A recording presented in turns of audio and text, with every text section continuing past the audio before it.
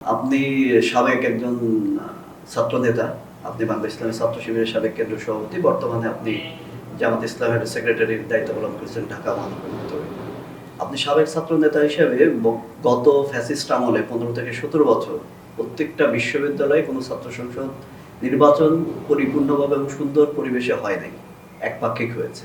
এইবার যে একটি সুন্দর পরিবেশে ঢাকা বিশ্ববিদ্যালয় সহ বিভিন্ন বিশ্ববিদ্যালয়ে যে একটি সুন্দর পরিবেশে নির্বাচন হচ্ছে, ছাত্র সংসদ নির্বাচন, আপনি ছাত্র নেতা হিসেবে এটাকে কিভাবে দেখছেন এবং গত সরকার এবং এই সরকারের যে মূল্যায়নটা, এটাকে আপনি কিভাবে দেখছেন পরিবেশগতভাবে?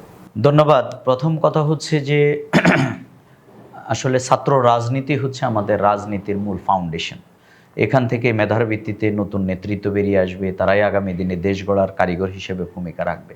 কিন্তু বিগত ফ্যাসিবাদী সরকার ক্যাম্পাসগুলোতে একটা ক্যান্টনমেন্টে পরিণত করেছে। বিশেষ করে অস্ত্র, নারী নির্যাতন, সিল বাণিজ্য, ধল দখল, টেন্ডারবাজি, চাঁদাবাজি, এগুলো ছিল ছাত্র রাজনীতির উপকরণ। অথচ ছাত্র রাজনীতি মানে হচ্ছে মেধার প্রতিযোগিতা, ছাত্রদের অধিকার নিয়ে আন্দোলন, তারা কল্যাণে ভূমিকা রাখবে।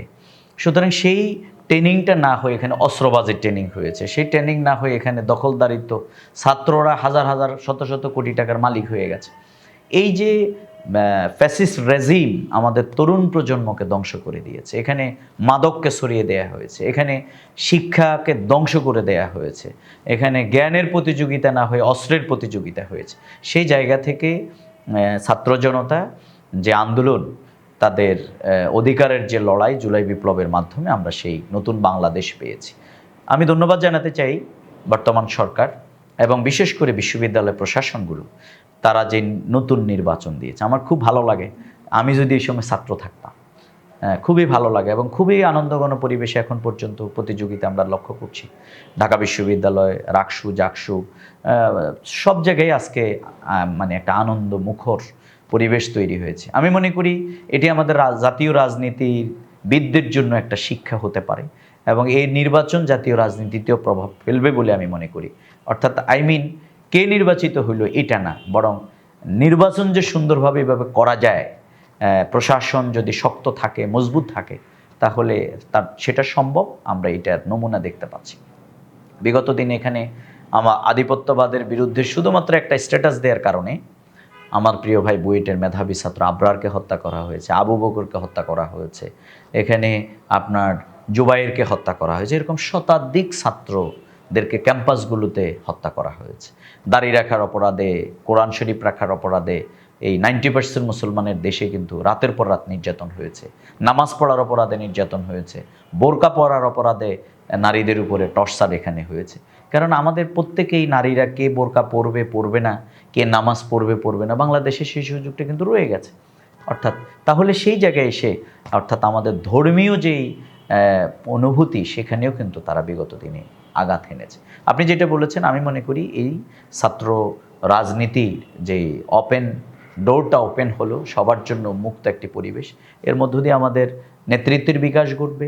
ছাত্রদের অধিকারের জন্য যেই বিগত দিনের এটাকে কুলুষিত করা হয়েছে, সেটি থেকে মুক্ত হয়ে ছাত্ররা তাদের অধিকার পাবে এবং রাজনৈতিক একটা সচেতনতা এখানে তৈরি হবে। এবং সবচেয়ে আমি যেটা ইম্পর্টেন্ট মনে করি যে student politics is the most important of our part of the national politics. সুতরাং এখান থেকে যে লিডারশিপ আসে, তারাই কিন্তু জাতীয় রাজনীতি করে।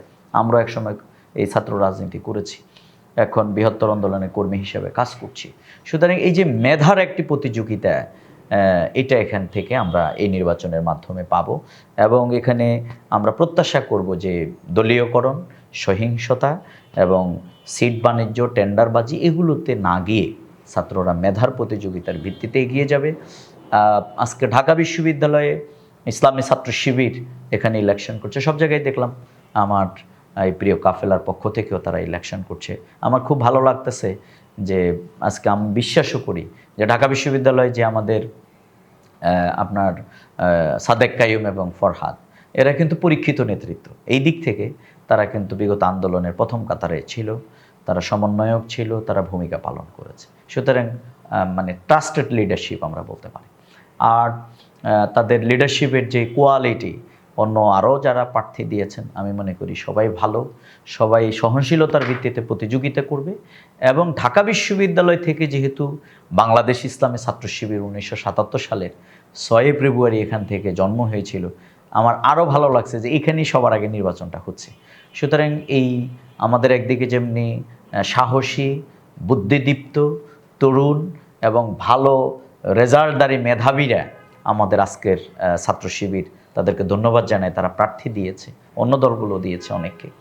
আর সাথে সাথে আল্লাহ রাসূল সাল্লাল্লাহু আলাইহি সাল্লামের আন্দোলনে, যেহেতু আমরা একটা আদর্শ নিয়ে আন্দোলন করি, আমাদের কোনো নেতা নেত্রী বলতে কেউ নেই, আমরা মূলত কোরআন হাদিসকে আন্দোলন, আমাদের আদর্শকে আমরা প্রতিষ্ঠা করতে চাই।